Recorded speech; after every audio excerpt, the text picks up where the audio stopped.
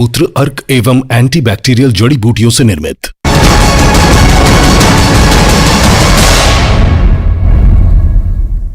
नमस्कार, बहुत स्वागत है आपका सिटी एट 9 में। खबरों के साथ मैं हूं रीनू यादव। आज हो सकता है उपचुनावों की तारीखों का ऐलान, जहां बुधनी विजयपुर सीटों के लिए तारीखें घोषित हो सकती हैं। शिवराज सिंह के लोकसभा जाने से खाली हुई है बुधनी सीट, जहां विजयपुर सीट पर रामनिवास रावत के इस्तीफे के चलते चुनाव होना है। वन मंत्री कांग्रेस छोड़कर बीजेपी में हुए शामिल और वन मंत्री कांग्रेस छोड़ बीजेपी में शामिल हुए थे और उसके बाद से ये सीट भी खाली हुई है और इसके चलते ये जो उपचुनाव है ये होने जा रहा है और आज उपचुनावों की तारीखों का ऐलान हो सकता है। बुधनी विजयपुर सीटों के लिए तारीखों का ऐलान हो सकता है। दरअसल बुधनी और विजयपुर इन दो सीटों पर उपचुनाव होंगे, जहां पर एक तरफ शिवराज सिंह चौहान ने ये सीट छोड़ी है, केंद्र की राजनीति में सक्रिय हैं, कृषि केंद्रीय मंत्री का पदभार संभाला उन्होंने और लोकसभा जाने से ये सीट खाली होना बताया जा रहा है। विजयपुर सीट पर रामनिवास रावत के इस्तीफे के चलते ये चुनाव होना है। यहाँ पर दरअसल वन मंत्री कांग्रेस छोड़कर बीजेपी में शामिल हुए थे लोकसभा इलेक्शन के आसपास और इसके बाद से ये सीट भी खाली हुई है और इन दो सीटों पर अब उपचुनाव होना है और आज तारीखों का ऐलान हो सकता है। विजयपुर और बुधनी ये दो महत्वपूर्ण सीटें हैं।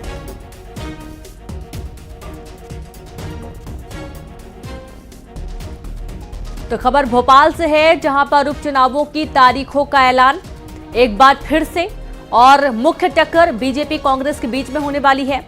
एक तरफ जहां बुधनी सीट जिसमें लगातार शिवराज सिंह चौहान का कब्जा रहा है, देखना यह है कि उनके यहां से जाने के बाद ये बुधनी सीट पर किस पार्टी का कब्जा होगा, क्योंकि बीजेपी की भरपूर कोशिश रहेगी कि बीजेपी के खाते में ये सीट हमेशा से रही है और आगे भी बनी रहे, इसके लिए पुरजोर कोशिश रहेगी।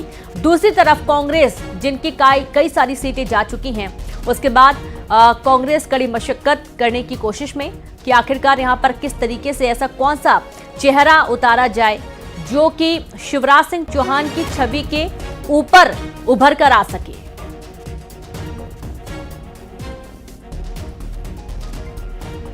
और चलिए सीधे रुक करेंगे, संवाददाता शैलेंद्र भदौरिया जुड़ गए हैं। शैलेंद्र, अब दो महत्वपूर्ण सीट, बुधनी जहां पर शिवराज सिंह चौहान लगातार जमे रहे हैं और विजयपुर सीट, आज तारीखों का ऐलान हो जाएगा उपचुनाव की? बिल्कुल बिल्कुल संभावना यही बताई जा रही है कि आज चुनाव की तारीखों का ऐलान हो सकता है, क्योंकि जिस तरीके से निर्वाचन आयोग ने आज 3 बजे दोपहर में प्रेस कॉन्फ्रेंस बुलाई है, तो ऐसे इन अटकलों को और बल मिल गया है कि हो सकता है चुनाव की तारीखों का ऐलान हो जाए। अगर मैं मध्य प्रदेश के लिहाज से देखूं तो बुधनी और विजयपुर दो जो सीटें हैं उन पर उपचुनाव होने हैं। बुधनी सीट पर पूर्व मुख्यमंत्री शिवराज सिंह चौहान यहां से विधायक थे, जब लोकसभा में वो निर्वाचित हुए उसके बाद उन्होंने सीट से इस्तीफा दे दिया था। अगर दूसरी बात विजयपुर की मैं बात करूं तो विजयपुर सीट जो है वो कांग्रेस के विधायक रामनिवास रावत के पास थी। रामनिवास रावत ने लोकसभा चुनाव के पहले बीजेपी का दामन थामा, अब वो मध्य प्रदेश सरकार में वन मंत्री का दायित्व संभाल रहे, तो उनके इस्तीफे के बाद ये सीट खाली हुई है। देखिए, दोनों ही सीटों की तासीर अलग अलग है। अगर मैं बुधनी की बात करूं तो ये परंपरागत बीजेपी की सीट मानी जाती है, क्योंकि शिवराज सिंह चौहान यहां लंबे समय से विधायक रहे हैं और लोकसभा के क्षेत्र के लिहाज से भी उनके विदिशा लोकसभा क्षेत्र में ये सीट आती है। अगर मैं बात विजयपुर की करता हूं तो विजयपुर जो है वो परंपरागत तौर पर कांग्रेस की सीट मानी जाती है। हालांकि बीच में 2018 के चुनाव में जरूर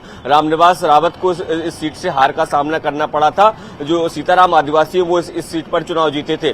कांग्रेस और बीजेपी दोनों ही इन सीटों पर एड़ी चोटी का जोर लगा रही है। हालांकि बीजेपी इस बात को लेकर आश्वस्त है कि देखिए, पहले विधानसभा फिर लोकसभा और उसके बाद जिस तरीके से अमरवाड़ा उपचुनाव हुआ वहां पर भी बीजेपी को जीत मिली, तो ऐसे में बीजेपी पूरी तरीके से आश्वस्त नजर आ रही है कि इन दोनों सीटों पर भी बीजेपी को जीत मिलेगी। लेकिन कांग्रेस जो है वो भी इन सीटों पर मशक्कत करने में जुटी हुई है। हालांकि अब चूंकि शिवराज सिंह चौहान बुधनी में नहीं होंगे, उनकी जगह एक नया कैंडिडेट होगा, ऐसे में कांग्रेस उस सीट पर बहुत ज्यादा मेहनत कर रही है। नेता प्रतिपक्ष उमंग सिंघार को वहां का प्रभारी बनाया गया है। अगर मैं विजयपुर की बात करता हूं तो विजयपुर के लिए 6 सदस्यीय पूरी कांग्रेस ने एक टीम बनाई थी और कहा था कि आप वहां जाइए, एनालिसिस करके आइए कि कौन प्रत्याशी हो सकता है, और पूर्व मंत्री जयवर्धन सिंह को वहां का प्रभारी बनाया गया है। तो दोनों ही सीटों पर बहुत कांटे का मुकाबला होना है। हो सकता है कि आज तारीखों का ऐलान हो और उसके बाद वहां पर जो चुनावी जमावट है वो देखने को मिल सकती है। जाहिर सी बात है, बीजेपी और कांग्रेस के बीच में मुख्य मुकाबला देखा जाता है। शैलेंद्र, एक तरफ जहां जयवर्धन सिंह को जिम्मेदारी दी गई है, उमंग सिंघार को जिम्मेदारी दी गई है अलग अलग सीटों की, बीजेपी की तरफ से कौन उतर रहा है मैदान में, कौन यहां पर पूरी जो जमावट है वो करेगा, कौन ये देखेगा कि कौन सा ऐसा चेहरा होगा। पहला तो बुधनी सीट बहुत ही महत्वपूर्ण है क्योंकि शिवराज सिंह चौहान लगातार यहां सीट से जीतते आए थे और अब केंद्र की राजनीति में सक्रिय हैं। तो बुधनी तो एक तरीके से माना जा रहा है कि बिल्कुल बीजेपी के खाते में ही जाने वाली है। विजयपुर सीट लेकिन यहां पर एक संभावना कांग्रेस के लिए जरूर देखी जा रही है। बिल्कुल बिल्कुल आपने ठीक कहा कि बुधनी चूंकि शिवराज सिंह चौहान का क्षेत्र रहा है और लोकसभा क्षेत्र के लिहाज से भी उसी में आती है ये सीट, और ऐसे में जो भी प्रत्याशी अब बुधनी का होगा ये माना जा रहा है कि शिवराज सिंह चौहान का कोई करीबी ही होगा, या ये कहे कि उनकी बगैर सहमति के वहां पर प्रत्याशी नहीं उतारा जाएगा। कई दावेदार जो है वो लगातार उस सीट पर भी नजर आ रहे हैं। लेकिन विजयपुर की बात करूं तो देखिए जिस तरीके से रामनिवास रावत को पार्टी ने उनको वन मंत्री बनाया है, तो ऐसे में ये निश्चित है कि बीजेपी की तरफ से वो प्रत्याशी होंगे। लेकिन कांग्रेस की तरफ से कौन होगा ये बड़ा सवाल है। हालांकि देखिए अगर मैं बात करूं 2018 में बीजेपी के टिकट पर सीताराम, ठीक है शैलेंद्र आपको रोकना चाहेंगे, आज नजर रहेगी कि कब इन तारीखों का ऐलान हो सकता है। बहुत शुक्रिया आपका तमाम जानकारी के लिए, आप लगातार जुड़े रहिए, आगे भी आपसे जानकारी लेते रहेंगे। जम्मू कश्मीर विधानसभा चुनाव का ऐलान आज हो सकता है। 4 से 5 चरणों में जम्मू कश्मीर में विधानसभा चुनाव होगा। सूत्रों के हवाले से पूरी जानकारी मिल रही है। जहां 370 हटने के बाद जम्मू और कश्मीर में पहली बार विधानसभा चुनाव होने जा रहे हैं। हरियाणा चुनाव की तारीखों का भी आज ऐलान हो सकता है। हरियाणा में एक चरण में चुनाव होंगे। सूत्रों के मुताबिक दोपहर 3 बजे चुनाव आयोग की प्रेस कॉन्फ्रेंस होगी और इसमें इन तारीखों का ऐलान हो सकता है। बड़ी खबर आपको दे रहे हैं, जहां जम्मू कश्मीर विधानसभा चुनाव का ऐलान 4 से 5 चरणों में हो सकते हैं जम्मू कश्मीर के चुनाव, और 370 हटने के बाद जम्मू कश्मीर में पहली बार विधानसभा चुनाव होना है। कोशिश पूरी रहेगी बीजेपी की भी और अन्य क्षेत्रीय पार्टियों की भी कि यहां पर जनता के पास जाकर तमाम मुद्दों को गिनाया जा सके। और दूसरी तरफ हरियाणा चुनाव की तारीखों का भी आज ऐलान होने वाला है। तो दोपहर 3 बजे चुनाव आयोग की प्रेस कॉन्फ्रेंस होगी और इस प्रेस कॉन्फ्रेंस में तारीखों का ऐलान होगा।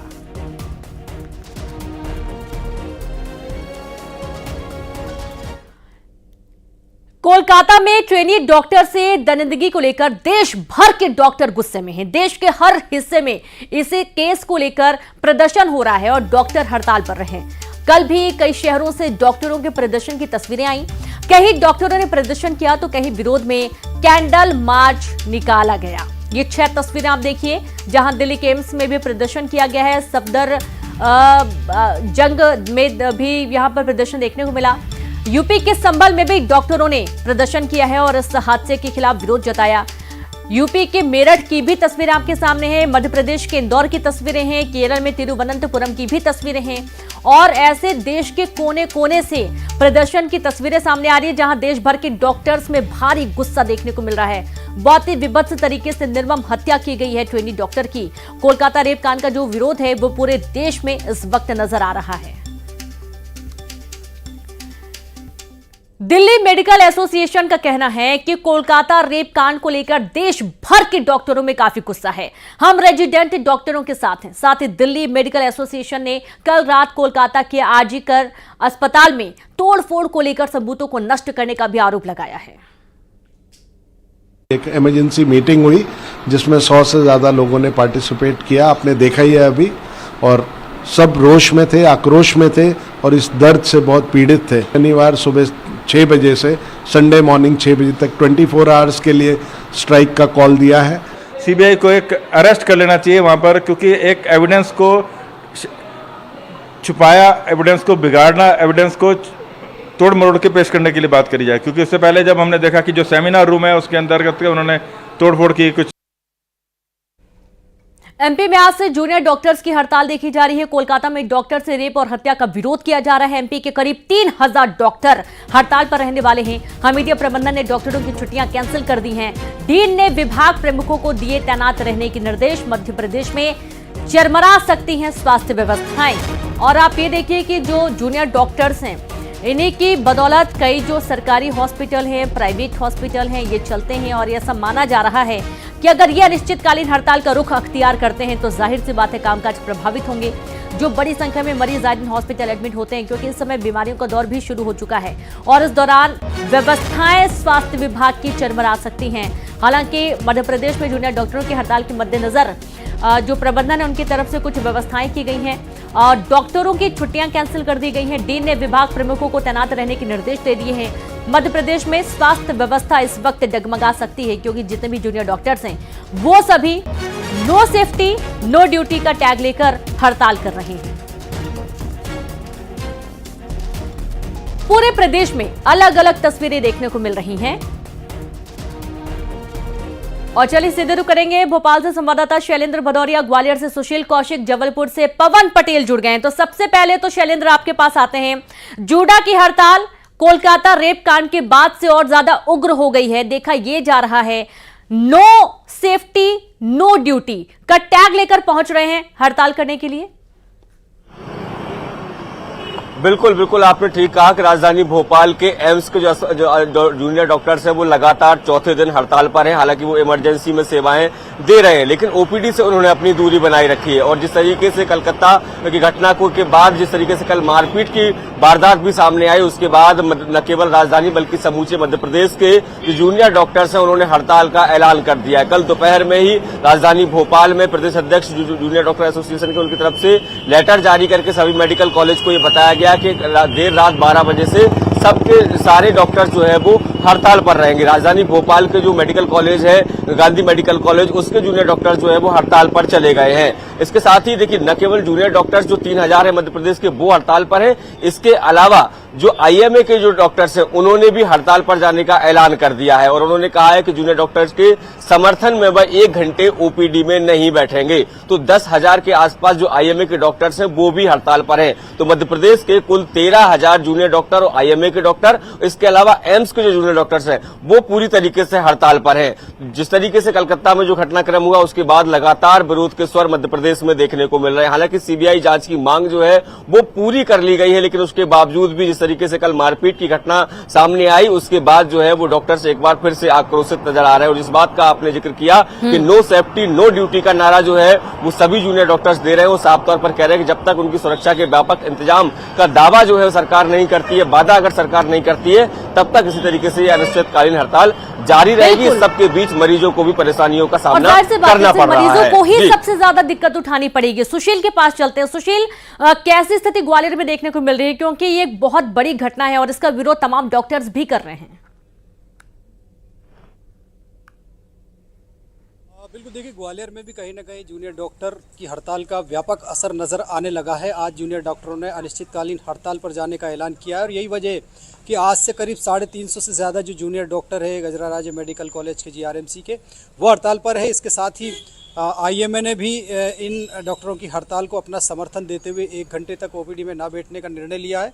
निश्चित तौर पर जूनियर डॉक्टरों की हड़ताल के चलते ये जो 1000 बिस्तर का अस्पताल है इस अस्पताल में कहीं ना कहीं व्यवस्थाएं चरमराएगी। आप मान सकते हैं कि 350 से ज़्यादा जब जूनियर डॉक्टर हड़ताल पर रहेंगे तो यकीनन जो सेवाएं हैं, जो रूटीन की सेवाएं हैं वो प्रभावित होगी, ओपीडी में दिक्कतें होंगी। इसके अलावा जो इमरजेंसी में, हालांकि उन डॉक्टरों ने अभी इमरजेंसी में काम करने का तय किया है तो इमरजेंसी सेवाएं जूनियर डॉक्टरों की तरफ से जारी रहेगी, लेकिन कहीं ना कहीं 350 डॉक्टर एक साथ जब रूटीन का काम भी बंद कर देंगे तो निश्चित तौर पर ग्वालियर चंबल संभाग का ये सबसे बड़ा जो अस्पताल है 1000 बिस्तर का अस्पताल जयरोग्य का, इसमें न सिर्फ ग्वालियर चंबल अंचल बल्कि मध्य प्रदेश के अलावा राजस्थान, उत्तर प्रदेश के सीमावर्ती जिलों के लोग भी बड़ी तादाद में आते हैं।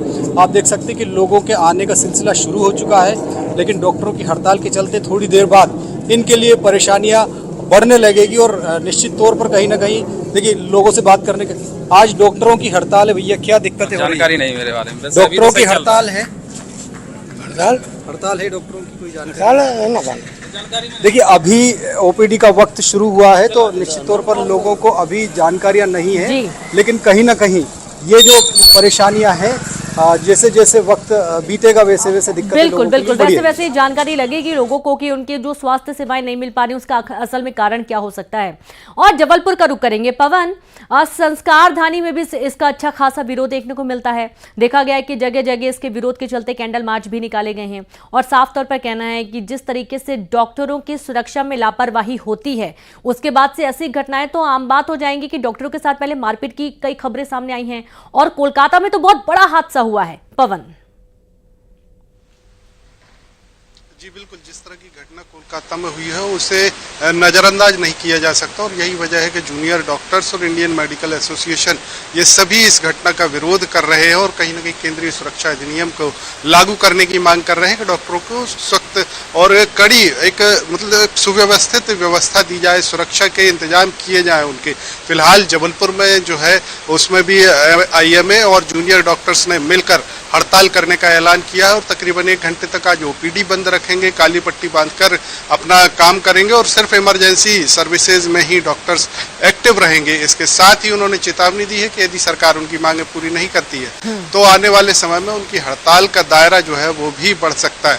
लेकिन इस दौरान जब ये पूरा हड़ताल होगी और डॉक्टर्स काम पर नहीं होंगे उस समय स्वास्थ्य सेवाएं प्रभावित होंगी। जो मरीज अस्पताल पहुंचेंगे, शासकीय अस्पतालों में पहुंचेंगे, उन्हें खासी परेशानी होने वाली है। हालांकि मेडिकल डीन ने और जो IMA के अन्य वरिष्ठ पदाधिकारी हैं उन्होंने इमरजेंसी सेवाओं को जारी रखने के लिए निर्देश दिए हैं। साथ ही जो अन्य डॉक्टर्स हैं, सीनियर डॉक्टर्स हैं, उन्हें भी फील्ड पर एक्टिव रहने के लिए कहा है, उन्हें भी सपोर्ट करने के लिए कहा है। लेकिन कहीं ना कहीं इस घटना का विरोध प्रदर्शन जो है वो स्वास्थ्य सेवाओं पर व्यापक असर डालते हुए नजर आ रहा है। बिल्कुल बिल्कुल, और इस विरोध प्रदर्शन से सबसे ज्यादा जो दिक्कत परेशानी उठानी पड़ेगी उन मरीजों को उठानी पड़ेगी, उन परिजनों को उठानी पड़ेगी जो अपने किसी भी सदस्य को हॉस्पिटल लेकर आने वाले। बहुत शुक्रिया आप सभी का तमाम जानकारी साझा करने के लिए।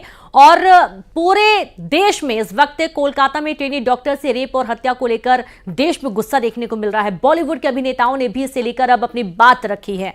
प्रीति जिंटा ने सवाल खड़े किए, रेपिस्ट का चेहरा क्यों छिपाया जा रहा है, इसे सबको दिखाना चाहिए। करीना कपूर ने कहा कि 12 साल बाद वही कहानी फिर सामने है, उसी तरह विरोध हो रहे हैं लेकिन अभी भी बदलाव का इंतजार है।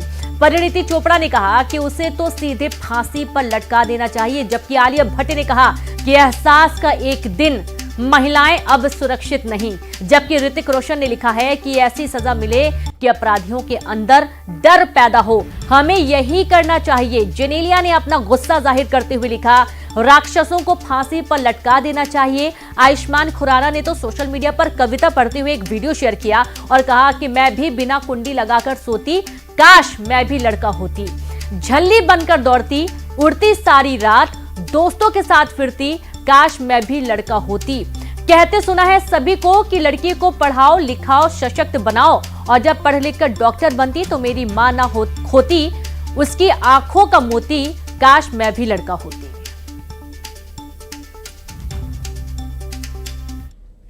कुंडी लगाकर सोती, काश मैं भी लड़का होती। झल्ली बनकर दौड़ती उड़ती, सारी रात दोस्तों के साथ फिरती, काश मैं भी लड़का होती। कहते सुना है सबको कि लड़की को पढ़ाओ लिखाओ सशक्त बनाओ, और जब पढ़ लिख कर डॉक्टर बनती मेरी मां ना खोती, उसकी आंखों का मोती, काश मैं भी लड़का होती। 36 घंटे का लगातार कार्य दुश्वार हुआ, बहिष्कार हुआ, बलात्कार हुआ, पुरुष के वहशीपन से साक्षात्कार हुआ। काश उन पुरुषों में भी थोड़े से स्त्रीपन की कोमलता होती, काश मैं ही लड़का होती। कहते हैं CCTV नहीं था, होता भी तो क्या होता, एक पुरुष सुरक्षा कर्मी जो उस पर नजर रखता, उसकी नजर भी कितनी पाक होती। काश मैं एक लड़का होती, अगर मैं एक लड़का होती शायद आज मैं जिंदा होती।